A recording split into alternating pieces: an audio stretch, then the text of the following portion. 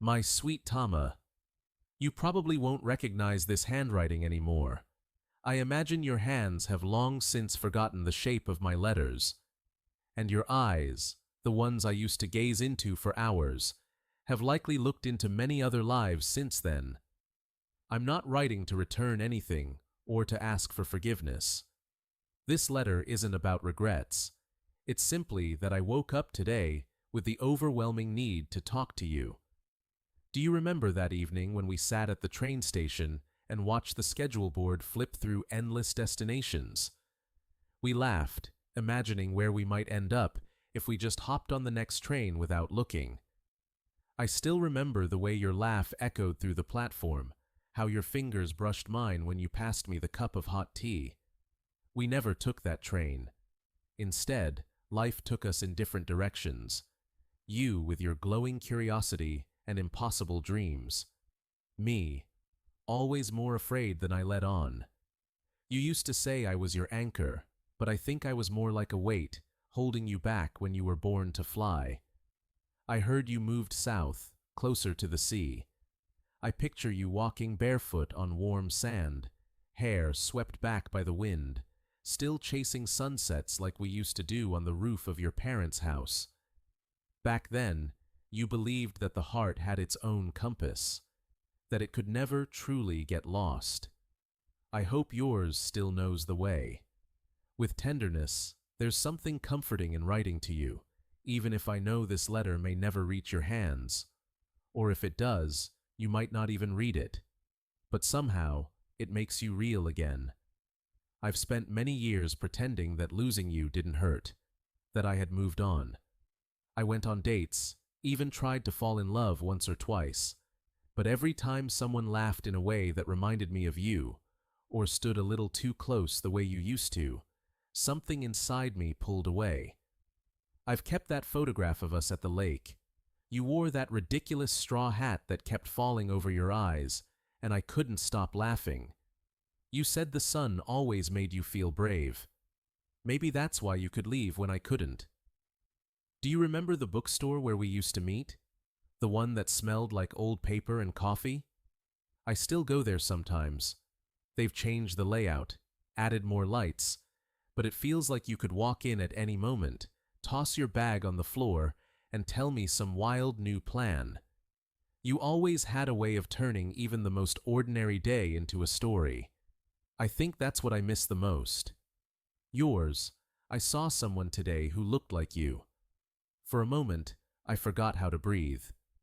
She turned around, and of course, it wasn't you.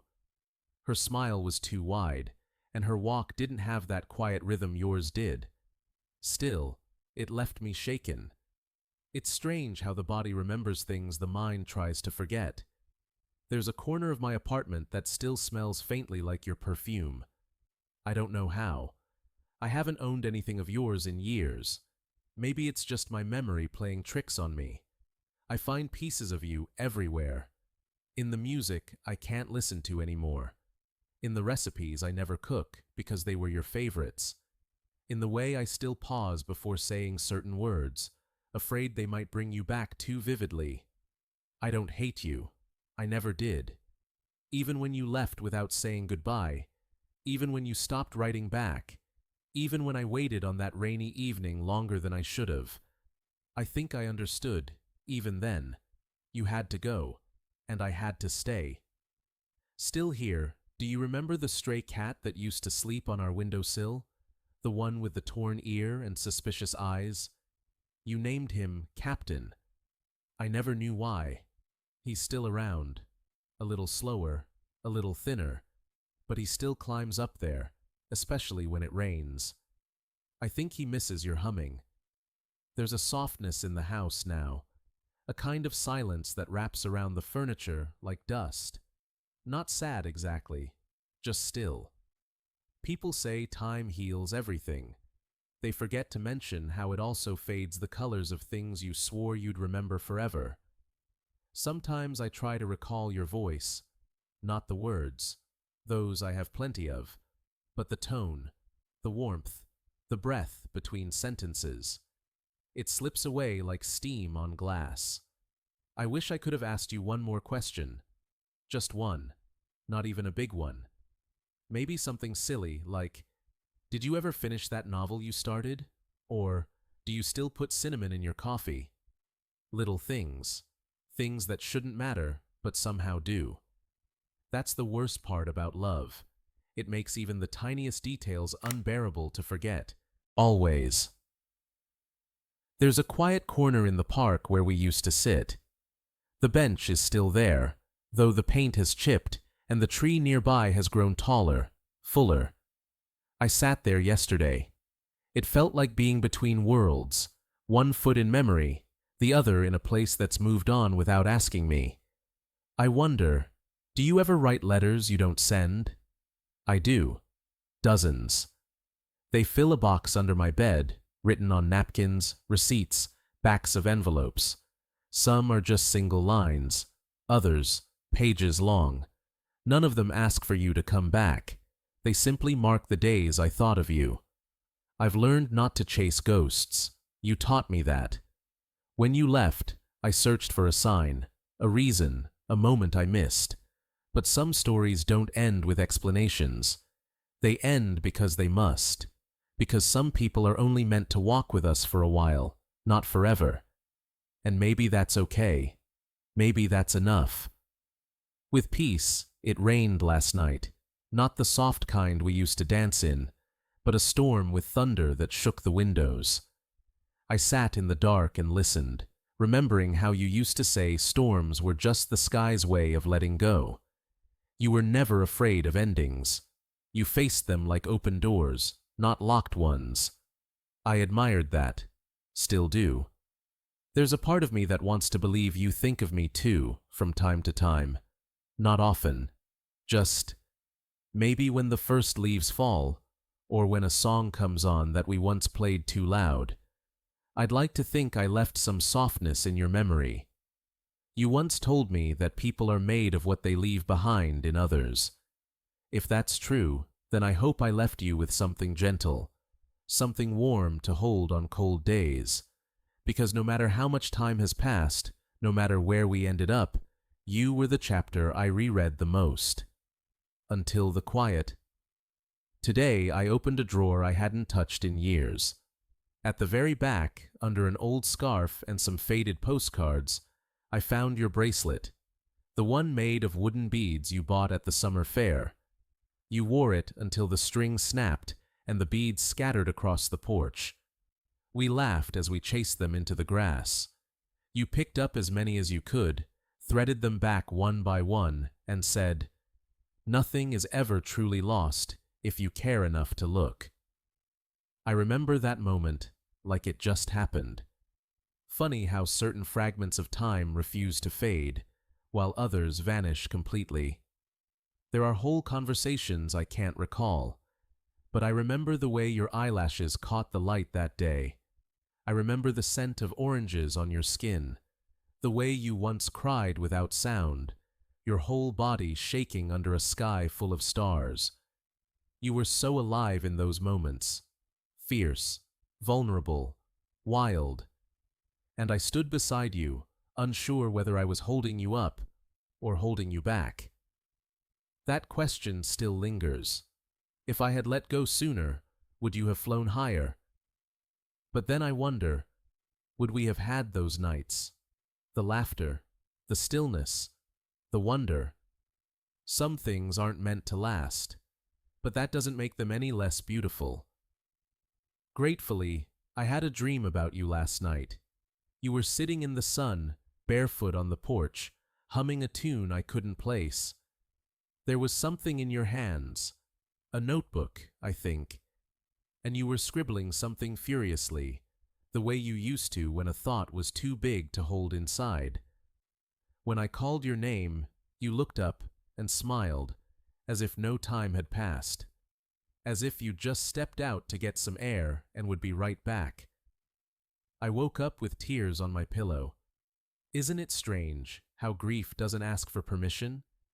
It arrives quietly, sometimes years later, and sits with you as if it never left. There's a part of me that will always be 17, sitting beside you in the dark, whispering dreams and secrets into the spaces between our hands. You told me once that you didn't believe in forever, that everything had its time, its season, and that trying to hold on too tightly would only break it. I didn't understand then, but I think I do now. You let go not because you stopped caring, but because you cared enough to know it was time. And maybe love isn't always about staying. Maybe, sometimes, it's about leaving with grace. In stillness, sometimes I wonder what you'd think of me now. Would you recognize me in the way I move, the way I fill silence with small talk just to avoid the weight of it? Would you see how carefully I've built a life that looks whole from the outside? A job, a home, occasional dinner parties with laughter that never quite reaches my chest. There's a photograph on my fridge. Me with a group of people I work with, smiling. I don't remember what we were laughing about, but I look happy. At least, I think I do. You always said I was good at pretending. Sometimes I catch my reflection and tilt my head, wondering if you'd still love this version of me, the one that's grown quieter, a little more cautious, slower to trust. Would you still write me poems on napkins? Would you still sneak your hand into mine during crowded walks, like it was the most natural thing in the world? It's not that I want to go back, it's just, there are moments when I miss who I was when I was with you. You saw parts of me I didn't even know were there, and when you left, some of those parts left too. Wistfully, there's a bookstore downtown that reminds me of you. Not because we ever went there, but because it smells like dust and old paper, like the corner of your bedroom where you kept stacks of poetry and half-read novels. I walked in the other day and found a book with your handwriting in the margins. At least I thought it was yours. The same looping letters, the same tiny arrows pointing to sentences that meant something. I stood there for a long time, touching the page, imagining your fingers tracing those lines. It wasn't yours, of course. But the illusion was enough to make me sit down and read the whole thing. It wasn't a story I would have picked on my own. Too quiet, too sad. But by the end, I understood why you would have loved it. It was about a woman who carried grief like a second skin, who found beauty in the most unexpected places. Like you did. Like you taught me to do. There are lessons I didn't know I learned from you until much later. How to be gentle with silence, how to listen with more than just ears, how to love something enough to let it go. I'm still learning that last one. Some days, I do better than others. Still trying. Do you remember that blue sweater you always wore in the fall? The one with the fraying cuffs and the hole near the elbow? You refused to get rid of it. Said it felt like home. I found it last week in an old box. It still smelled faintly of cedar and wind. I put it on. It didn't fit right, a little tight in the shoulders, loose in the sleeves. But for a moment, I was wrapped in something familiar. I sat by the window, just like we used to, and watched the leaves turn. They never fall all at once. It's always one at a time, quiet, unnoticed, until suddenly the tree is bare and winter has come. That's how losing you felt. Not a single heartbreak, but a slow unraveling, a missed call, a quieter laugh, a pause too long. And then, you were gone. No grand goodbye, just silence where there used to be music. I think we always imagine loss as a storm, but sometimes it's just a season that never turns back. Still, I'm thankful. For the colors you brought before the fall, for the way you made the world brighter, even if only for a while. Yours in the quiet, I saw someone today who looked just like you. Same walk, same messy hair tucked behind the ears, same impatient way of scrolling through their phone. My breath caught for a second. My heart actually skipped. It's funny how memory plays tricks, how hope, no matter how deeply buried, still rises when it thinks it has a chance. Of course it wasn't you. But for that brief moment, It felt like I'd stepped back into a life where I could just walk up, tap your shoulder, and say, "Come home." But you're not someone who comes back. You're someone who moves forward, always.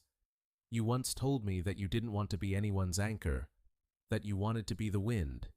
And I was always building harbors. Maybe that's why we never fit the way we dreamed we would. But I don't regret any of it.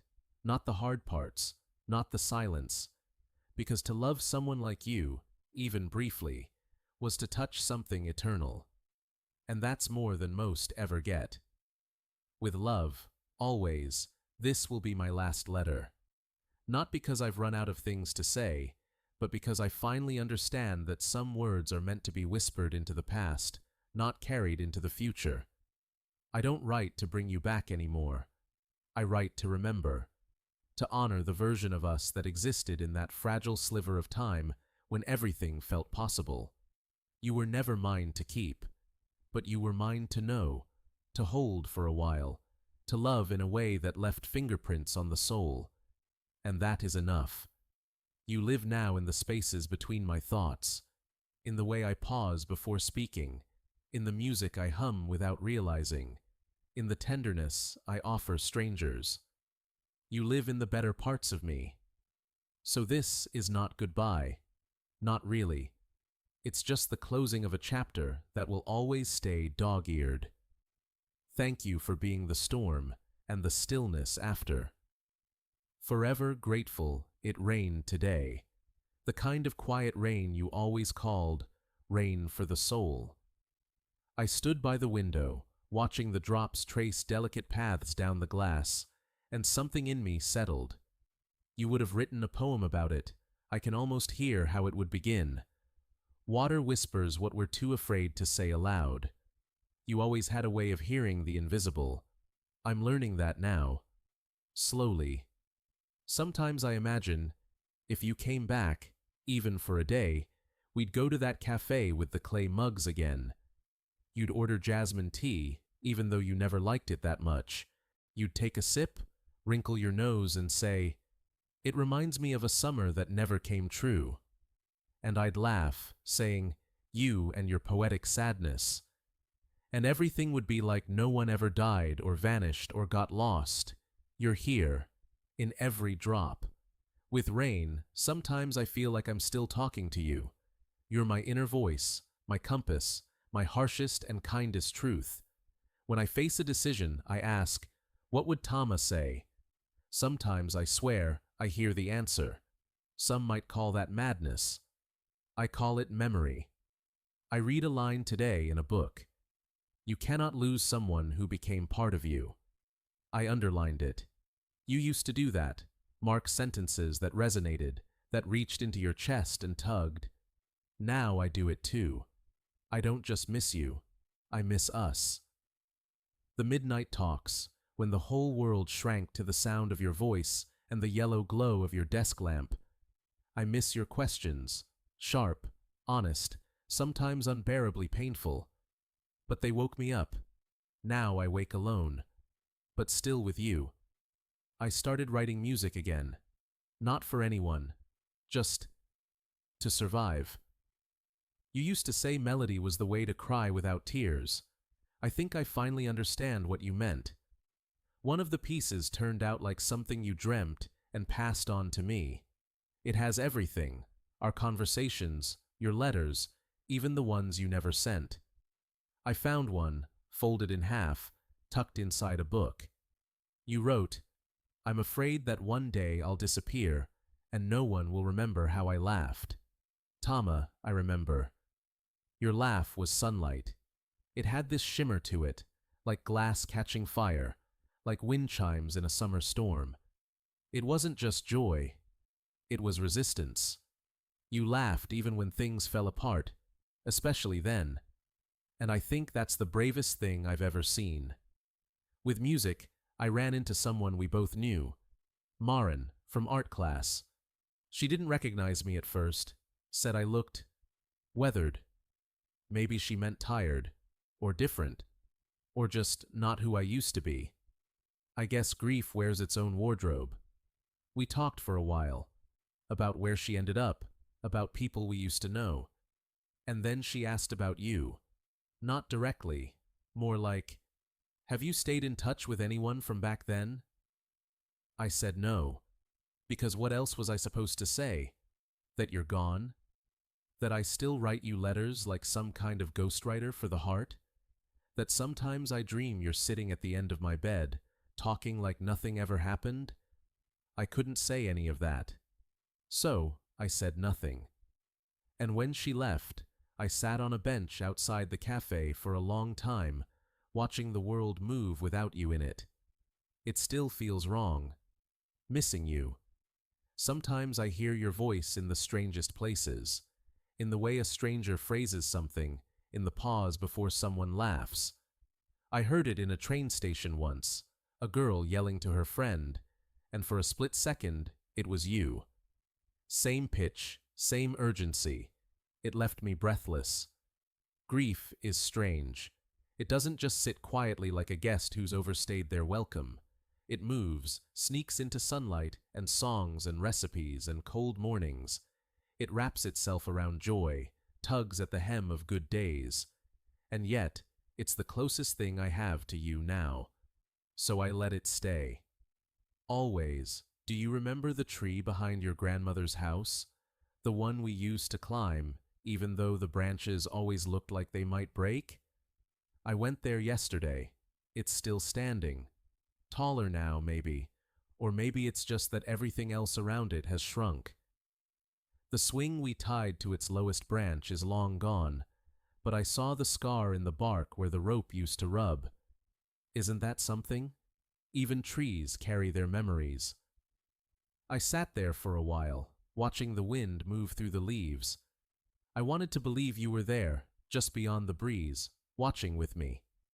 And for a moment, I think you were. Still yours, I baked your favorite bread today. The one with rosemary and olive oil. I followed your recipe, the one you wrote in that messy script on a note card with a coffee stain in the corner. You always said that recipes should have flaws, just like people. Perfect things aren't comforting, you told me once. I never understood that until I lost you. Now I crave the cracks, the imperfections, the burnt edges. They feel like home. The kitchen smelled like you. Not just the rosemary, but that warm, chaotic way you had, like something bubbling over. I burned the crust a little. You would have laughed. You always did. Baking memories, someone told me grief has stages. Denial, anger, bargaining, depression, acceptance. As if it's a staircase you climb, one clear step after the other, until you reach the top, and suddenly everything's fine. But that's not how it works, is it? Some days I'm on all the steps at once. Some days I fall back down. And some days, like today, I sit on one step for hours, unable to move. It's not linear. It's not clean. It's not a staircase at all. It's a maze. And I'm still looking for the way out. Or maybe the way in. To somewhere where you still are. Lost, there's something I've been afraid to write. Not because it's wrong, but because once I say it, it becomes real. Here it is. I don't remember the sound of your voice anymore. Not exactly. I remember the idea of it. Its rhythm, its warmth, the way it tilted upward when you were excited. But the exact sound, it's slipping. And that terrifies me. Because if I can forget your voice, what else will I lose next? Your laughter? Your scent? The way you used to say my name like it was both a question and an answer? I feel like I'm losing you all over again, and I don't know how to stop it. Still holding on, I had a dream last night. We were on the train to the coast, the one we always talked about taking, but never did. You were wearing that scarf I gave you, the one you claimed was too itchy, but wore anyway. The sea was outside the window, huge, gray, endless. You looked at me and said, "It's okay to forget the sound of my voice, just don't forget how I made you feel." Then, the train disappeared, and I woke up. I laid there for a long time, replaying it over and over like a message I wasn't ready to delete. Maybe it wasn't a dream. Maybe it was you. Searching, I visited the museum today, the one you loved, with the dusty floors and crooked frames. They had an exhibition of small things: buttons, coins, broken mirrors, faded photographs. You always said small things told bigger stories. I stood in front of a display of keys, each one unlabeled, just keys. But they felt like something more, like answers to questions no one asks anymore. You would have stared at them for hours, tried each in your mind, invented the doors they belonged to. I stood there for you, and I imagined you smiling. Quietly, do you remember how we used to collect words? You'd carry that little red notebook and write down anything beautiful someone said, or a phrase that made you pause, like tender wreckage or borrowed time. I found the notebook. It still smells like you, cinnamon and paper. Your handwriting is wild, like wind on a page. On one of the last pages you wrote, "What if we are made of every person we've ever loved?" That line hit me hard, because if it's true, then I'm still made of you. Your hope, your wonder, your broken pieces, all still here. Gratefully, I lit a candle for you today, not for religion, for remembrance. The flame flickered like breath, so fragile, so alive. I sat in silence and let the memories rise like smoke. Do you know what I remembered? Your hands. Not just how they looked, but how they moved. When you made tea, when you painted, when you held mine. They were always in motion, like they had their own thoughts. I miss them. I miss the safety they gave me. Strange how something so simple can undo me now. With light, it's your birthday today. I didn't forget. I made your favorite cake. Lemon. With too much zest. Just how you liked it. I even sang to you. Out loud. It felt ridiculous and sacred all at once. There's no one here but me. And still, it felt full. Because you were never just a person. You were a presence, a weather pattern, a constellation I could never map but always felt drawn to. Happy birthday, Tama. You are still so loved. Forever, I've stopped asking why. Not because I got an answer, but because I learned some questions grow heavier the longer you carry them. And I was breaking under the weight. You once told me, not all pain has meaning, but all pain asks to be felt. I didn't understand that then. Now I do. I'm letting it in. Letting it move through me instead of building dams. It hurts, but it also frees something. Maybe that's healing, not forgetting, but remembering differently.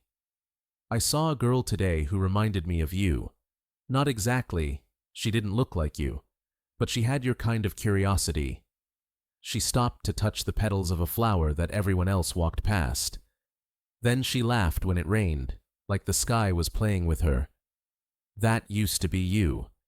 You lived like life was a conversation, not just something to endure. It made me ache, but also, it made me grateful. Because for a moment, I felt like I was looking at the echo of you. And it was beautiful. Tenderly, I finally donated your clothes. It took me so long. They still smelled like you, vanilla and ink and old books. I held your favorite sweater against my chest and cried into it.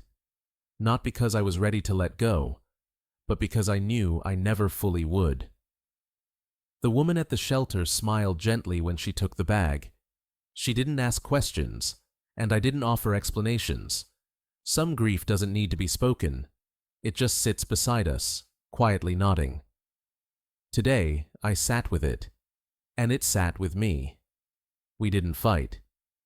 Softly, I wrote your name in the sand, at the edge of the shore, just where the waves reach, and I watched it disappear, letter by letter. First the T, then the A, then nothing. It felt like a metaphor too obvious to ignore, but also too true to dismiss. Loss erases. Slowly, tenderly, cruelly. But I still write your name. Again and again. Because even if the sea keeps taking it, I want the sky to remember. And maybe, just maybe, you see it from where you are. Wistfully, I played your favorite record today. The one with the scratch in the third track. It still skips in the same spot. Right where you used to twirl and laugh, that's the universe dancing with us. God, I miss your weird metaphors. And how you made even broken things feel magical. I danced alone today, poorly. But I imagined your laughter. And it almost felt real. Like the record wasn't the only thing playing back a memory. Spinning? Do you know what's strange? I keep forgetting what day of the week it is. Time feels different now. Less linear, more like a circle I keep walking. Back to the places we've been. Back to the moments that mattered. They say time heals. But maybe time just layers. Grief over memory over love. And somehow we carry them all. Maybe that's what being human really is. A patchwork of presence and absence. Of holding and letting go. Of you and me and everything in between.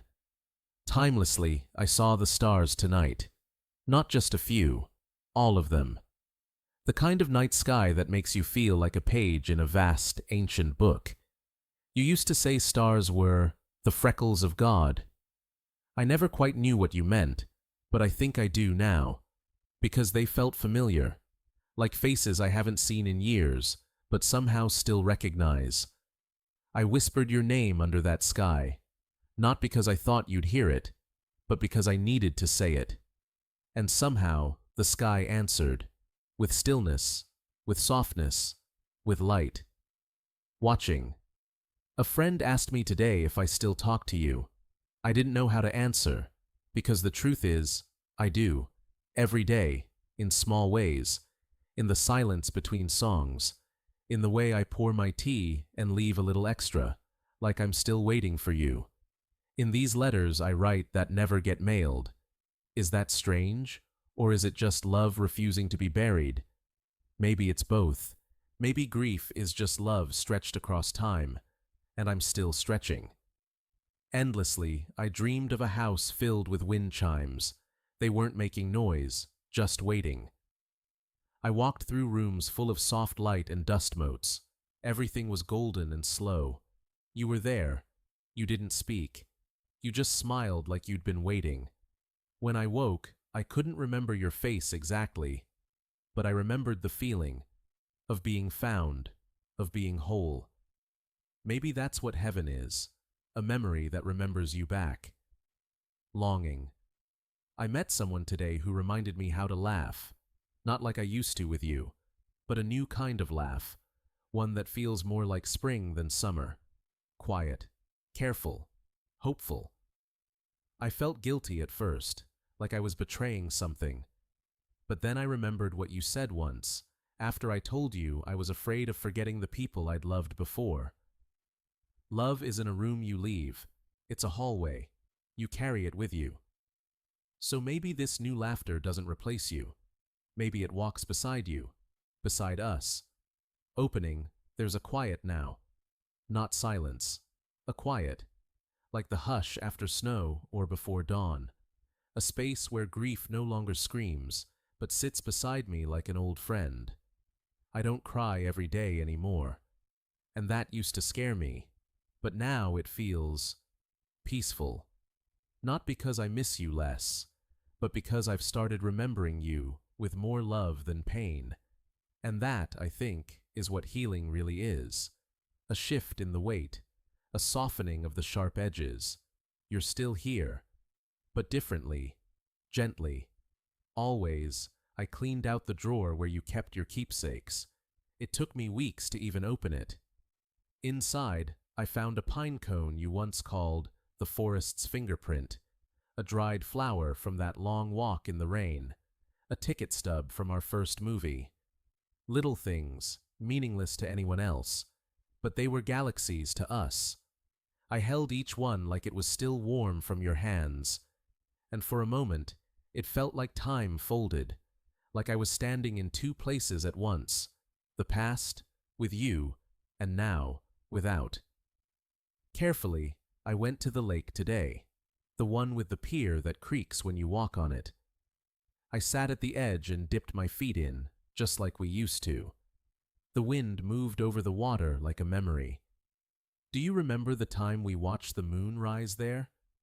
You said, "It's strange how something so far away can feel like home." That's how I feel about you now. Far, but still home. Still the shape my heart returns to, even when it's quiet. Especially when it's quiet. Listening, I bought a new notebook. First time since you left. The pages are blank, but somehow already full of you. I don't know what I'll write yet. Maybe stories, maybe nonsense, maybe letters I'll never send. But it feels right to start something again, not to replace you, but to honor the space you still take up inside me. You taught me that blank pages aren't empty, they're invitations, so I'll write. And in the white between the words, you'll be there. Beginning. The seasons are changing again. The trees are shedding what no longer serves them. I think I'm learning to do the same, to let go without erasing, to remember without reliving. You're not a wound anymore. You're a part of my foundation, a stone I build upon, and I carry you forward in quiet ways, in how I listen, in how I forgive, in how I notice the small, beautiful things. You live on, not in shadow, but in light. Bravely, if love is a journey, then ours was a winding path through wildflowers and rain. We didn't get forever, but we got enough to fill lifetimes, enough to change how I see the world, enough to keep writing, even when the ink runs low. I still miss you. But it's no longer a weight. It's a presence, a hush in the chaos, a hand on my shoulder, a whisper that says, "Keep going." And I will. With everything,